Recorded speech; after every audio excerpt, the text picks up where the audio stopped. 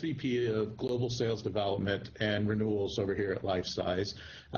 Gabe Larson and Inside Sales asked me to do this session with you guys around the new age sales development leader. And what I really wanted to talk about are some of the attributes of sales development leaders and how we've seen the changes in this leadership structure and these personalities and even type of people that we're seeing in each one of these roles.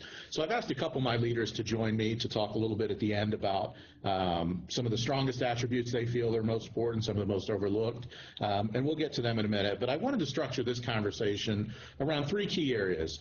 One, the old school business development leader. We've seen a lot of people put different types of personalities and personas in the business development function.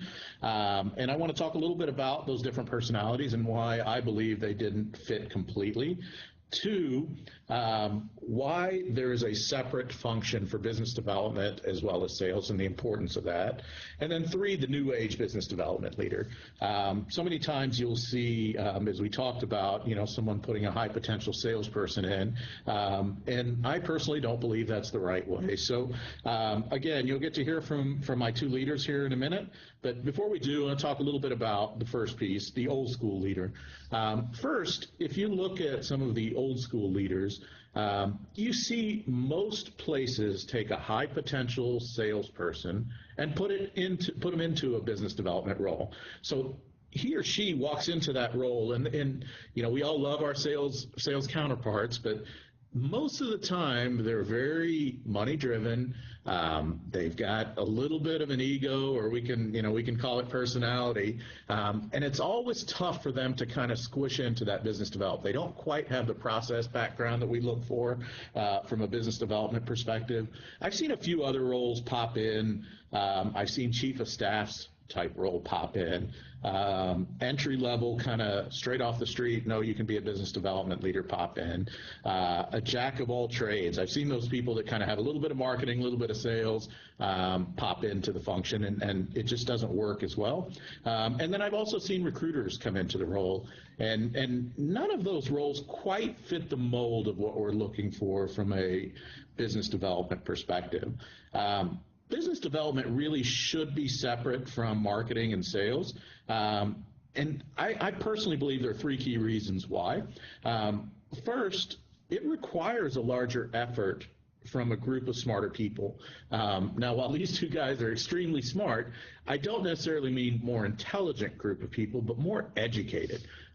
Today's marketplace is filled with tons of phone calls, with tons of emails. I don't know, Jared, how many emails do you get on a daily basis from solicitors? Multiple emails. So, in my inbox, I get 20, 30. I'm sure, Mariana, you're slammed with different emails and phone calls as well. It's very tough to decipher kind of what's real and what's not. And so the people that make it through have to have a more educated response or a more educated kind of fact-finding mission going in. To the concept of specialization, what is needed from a business development perspective and the outputs required versus what's needed from a sales perspective and the outputs required are two different things, right? Sales has to sign contracts. Business development's the front end of the bus. We're qualifying, we're finding, lead scoring, we're positioning, and then we're turning around and getting appointments and handing them off. And then lastly, it's important to have a good career path for folks. So the establishment of a business development organization is really, from my perspective, the springboard into the rest of the company. I've had people, we just recently sent over someone over into inside sales, which is kind of the known path. But folks go into sales operations, they move into field sales, they move into marketing. I've seen them go everywhere. Jared, I know your next step is field sales, right? And so if you look at the different attributes of the leaders and the people within the business development organization, it's important for folks to have that career path.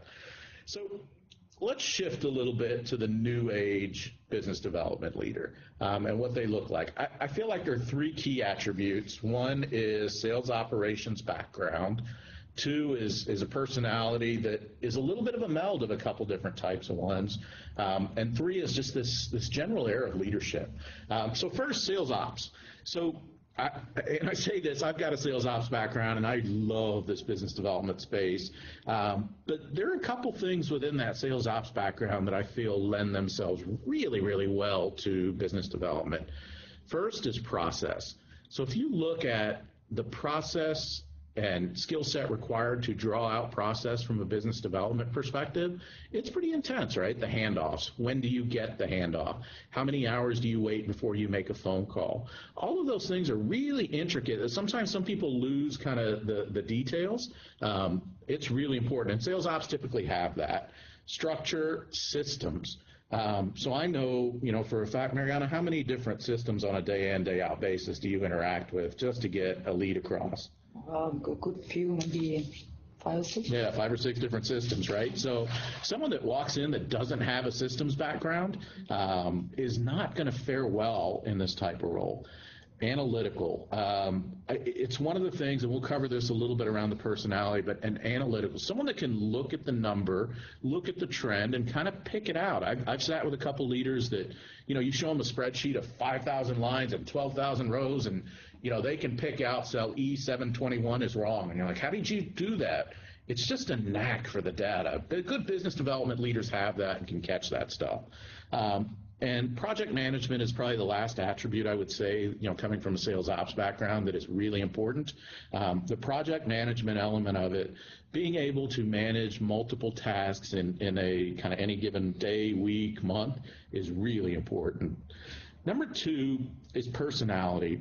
So I use the word, kind of ego here, and I don't use it lightly because a lot of times business development leaders, they come second fiddle to sales, and in some organizations come third fiddle, right? So, when you're at sales kickoff, so many times the top salesperson is celebrated while the business development organization sits in the background. And that's fine. The people within the organizations have to understand that, have to acknowledge that, and have to be comfortable with that. In great organizations, you acknowledge all the functionality or all the functions. 2 is self-driven. So, as it goes with kind of the second fiddle at sales kickoff, the same thing is in terms of attention from the CRO, right? So my boss, the CRO, has tons of different, has an international component, has a U.S. sales component, has a partner component, and is really busy with a lot of key crucial things. So a lot of times, when we sit down, I'm lucky in that my function is treated equally to the rest of these. That's not the case everywhere. So good business development leaders absolutely have to be self-driven and effective communicators. So I've watched just leaders in general who, will sit up and ramble about stuff. I think good leaders in general, this is not a business development thing, this is more just in general, can take a really complex issue, boil it up, and communicate it in 2 to 3 bullets along with a recommendation and a couple different options, and it's gone. So many times I see people just kind of getting caught in that. The last piece, or the second to last, is comfortable in the middle. So business development sits squarely between marketing and sales, and depending on the day you wake up, you could say you sit more on one side or the other. So many times I see people getting caught in that quagmire of, who do I report to? Who do I listen to? I know a couple times we've gotten caught in that. Whose instruction do I follow?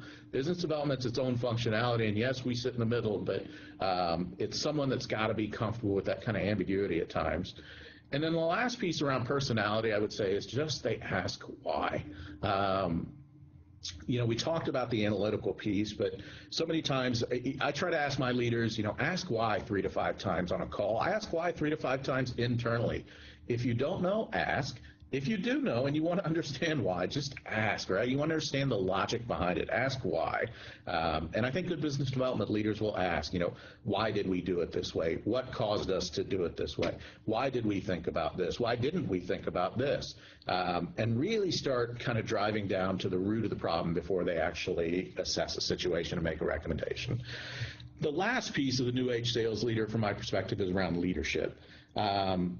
Typically, business development is a younger team, right? Is a group of millennials. They all want to be the next CEO and make $2 million tomorrow.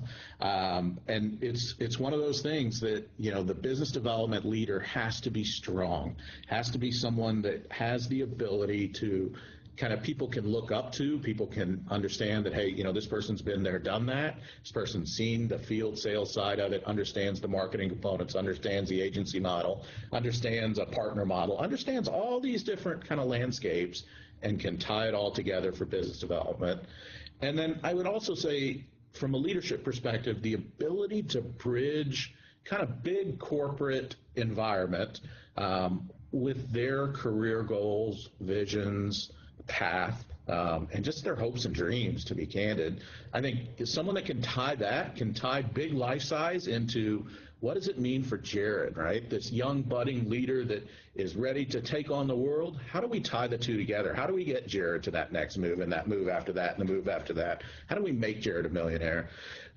So as we wrap up, you know, kind of the three things: sales operations background, a personality that is, you know, molded of a couple different things: an ego in check, self-driven, strong communication, comfortable in the middle, and asks why. And then just really strong, assertive leadership, both from an executive presence perspective as well as from a team perspective. So with that, I want to turn it over to a couple of these guys and ask them a couple questions before we wrap up. So my first question, Jared, is for you. You lead our outbound team in AMER, and you've been with us about a year now. So I would ask you, you've got a good feel from a leadership perspective and in the business development realm. What do you believe is the strongest attribute of a business development manager? Yeah, for me, the strongest attribute definitely has to be being relatable. So by that I mean the leader is able to put themselves in the shoes of those that he's leading, or he or she is leading. So not only does that build a level of trust, but when it comes to what tools we're going to be using, or you know, what motivates the team, the leader is able to put himself in their shoes and make a better decision from there. The team trusts you more when they know that you've been in the trenches and that you understand what their needs are. You know, I got to get to a certain number. If my leader understands that and understands how to get there, and understands, you know, what the leader would do if they were in my position, then I'm going to follow that leader because they know what's best for me. So, yeah, being relatable and being able to kind of put yourself in their shoes. Yeah, that's good. So what's the opposite of that, right? If you cannot put yourself in their shoes and you're disconnected from the team a little bit? Well, I mean, you just said it right there. It becomes a disconnect. To your point about, you know, just throwing in the top salesperson who's been killing it, that person might not really know how to lead a team. You know, sometimes the best salesperson isn't always the best at being a leader and connecting with and being relatable to others. They might have been doing a whole different function other than BD. You know, if we I'm training our field reps right now on doing outbound. So we wouldn't want them to be one of the first, you know, the outbound BDR leader. They'd have to learn a whole other side of things. Yeah, it's different. They close deals and they, you know, manage accounts. So it's really that aspect of being able to put yourself in the shoes of those who you are leading, because otherwise there's going to be a disconnect and kind of a distrust. Yeah, I think that you hit on it at the end there. There's that trust element of it too, right? That if they believe that you understand what the team is going through and they believe you're fighting for them on the back end, then there's that level of trust that also just facilitates kind of good teamwork in general. So cool. So Mariana, we're lucky to have you here. You were here last week for some training, a little bit of a flight snafu last week, or actually this weekend. So Mariana leads my Dublin team and oversees inbound and outbound operations for EMEA, and has been with us since April. So Mariana, I'd ask you, we've had a couple discussions around this topic. What do you believe is the most overlooked area or attribute of being a BD manager leader? I believe it's multitasking and being able to prioritize your task and your time properly and efficiently. And I think most of the leaders tend to prioritize their own goal first, and that's, I think, very wrong. They should prioritize their team goals first. They should support their team, and then maybe the leader comes after. Like, my own goal comes after. My own goal is actually to be able to support my team properly and make them successful.